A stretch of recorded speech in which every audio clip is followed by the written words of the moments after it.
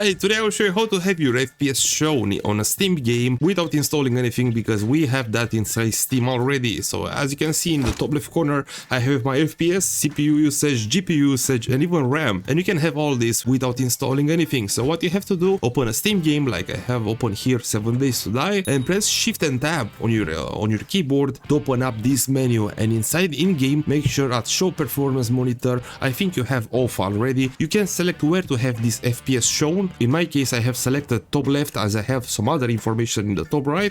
Alright, and at performance detail level, you can have only, like as an example, FPS, and you will have only the FPS shown. You will have also some other details like text size, background opacity, if you can see that clear, and of course at the performance detail level you will have also FPS details, CPU and GPU usage if you like to see all this, and at the last one you have even the RAM details, and you have that. If you like seeing all this information while you're playing, you can do that, and it's cool because you can have all this without installing anything. You have all this in Steam already. So I hope this tutorial help you out understand how to have your FPS shown on a Steam game. I hope it helped you, and I hope you have a great day.